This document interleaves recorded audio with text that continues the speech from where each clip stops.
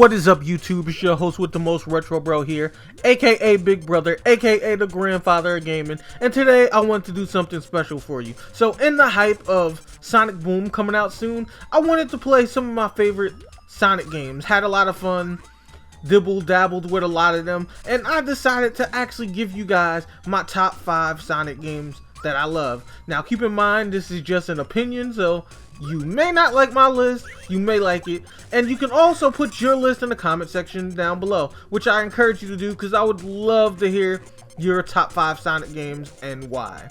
So, some of the other things that make this game cool is you face a lot of Dr.Robotniks classic robots, and it's all about combinations. So if you get more of like 4 beans or more, it actually pops it and puts the trash over on your opponent's side.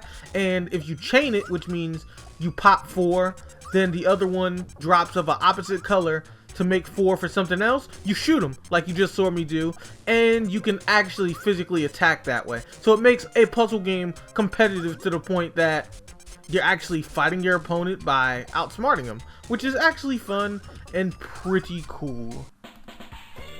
And number 4 on the list is Knuckles Chaotix for Sega 32X. Now the story of this wasn't too clear in the game by any means, so you had to be a hardcore Sonic fan. And by hardcore Sonic fan, I mean you had to read the comics to actually understand the story of this game. But that was common with games back in the day. I mean, Nintendo pretty much did the same thing where you had to buy Nintendo Power magazines to understand the plot and story of Mario, so tomato, same difference. Anywho, what makes this game really good is how interactive the controls are.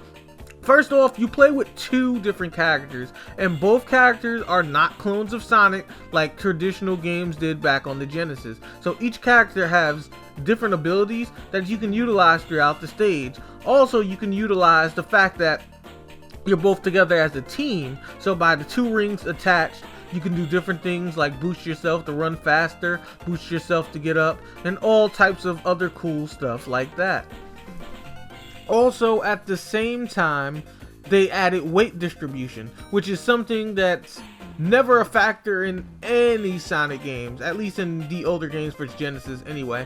And by teaming certain characters up together with others, different combinations can give you different weights among the team, which can either speed you up, slow you down, or may even give you a floaty effect depending on who the teammate is. So it makes the game actually extremely interactive, and it gives you a nice little feel of different team combinations, so you don't feel that, hey, everyone's a Sonic clone character. And in this game, they are surely not.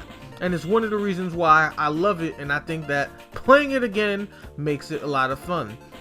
I also have a little more information on that backstory I told you about. So what you see right here is actually the Archie website, where this is actually the company that makes Sonic comics too. And as you see, they have Knuckles, Super Sonic Specials, Sonic Boom, which is coming out soon, and they have the Sonic and Mega Man World Collide, which is actually a recent comic they have where Sonic and Mega Man cross over and go together on crazy missions and even cross paths to the point that they fight each other. So it's actually pretty cool. Check out the website, and I'll put the link for it in the comments below as well. Number 3 is Sonic Battle, one of the few and proud, such as Smash Bros. And Jump All-Stars, that's actually a combat party game that works out really well. Main difference between this and Smash Bros though is because there's no items at all, and as far as similarities, you have challenges, story mode, and battle mode. Also, one of the biggest things that's really interesting is you pick 2 particular special attacks that you want to fight with to conclude with your standard moves. And the way it pretty much works is you can pick it for the ground or the air. Like in my particular case for right now, I actually picked my energy shot spin dash, which is on the ground, well, the one in the air, and then I picked my homing attack thing with the ring for my ground attack. And you can switch it up too, like you can jump and do the energy attack in the air. Like when you die, you can switch up your configurations to mix up the combos. And then like with my homing attack ring that I just used, I can switch that, and if I use that in the air, it then becomes a bounce attack. So there's a lot of different things you can do to make your special moves interesting. One of the other things that make it real interesting is that there are combos for your standard moves. Not aside from the combo you see I'm doing right now, but there's also what's called the rush attack, which is kind of a Dragon Ball Z kind of feel. And the way that works is, if you double tap in the direction that your opponent is going, you actually home in on where they're going as fast as you can, and you can punish them with one of your knockdown attacks, which actually does a lot more damage if you can time it and catch them within that animation. And a lot of times it usually kills them too. So this game is a lot of fun. It takes a lot of work to get the timing and speed for combos, but once you get it, it's very satisfying. The next game is one of the best Sonic games ever created, Sonic 3. You can play as Sonic, you can also play as Tails, and you can even play as Knuckles, who's actually really cool because Knuckles can climb, break through things, and go on paths they can't.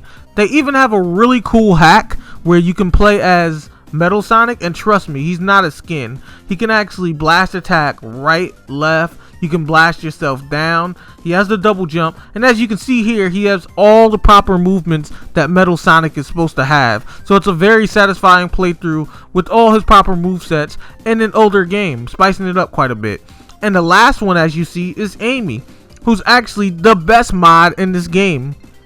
She has all her moves from Sonic Adventure.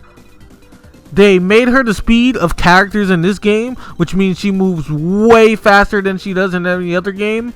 And because of her ups with her jumps, she can go anywhere Tails and Knuckles can. Because even the areas that Knuckles goes through that the other characters, including Metal Sonic, can't break through, her hammer actually can. Making this one of the most satisfying playthroughs of Sonic 3 I've ever had. Definitely makes the game replayable, and it's definitely something I want to share with you guys that I think you would enjoy if you gave it a try. And number one on the list, which will come to everybody's surprise, is actually a Flash game called Final Fantasy Sonic X. The way this Flash game is, it's a really in-depth story where Amy and Sonic actually have a mutual love for each other.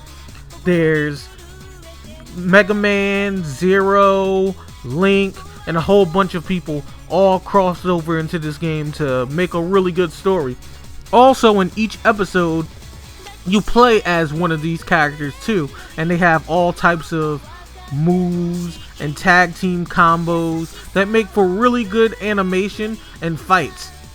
At the same time, it runs really similar to an anime, has that anime style feel, not only to the dialogue of the game, but to the actual fight scenes. And to me, because I love RPG games and I love anime, this game is the perfect game. Like, I wish this game was actually a real game and not just a fan-made game, because unfortunately, like I said, it's a Flash game and there's only 6 episodes. But this game is a lot of fun, and there's a lot of cool stuff you can do, which you'll actually see in a minute, like this.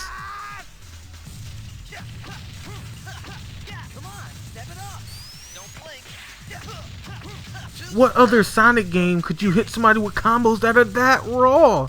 Like, that was disgusting. Even the bad guys have decent combos and moves in this game. Oh, and it gets better. Look at Sonic's Overdrive. You thought that was good? Check this out.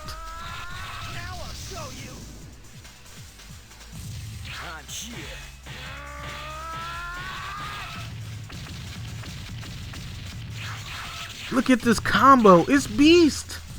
And he has Cloud Sword from Final Fantasy. What is this?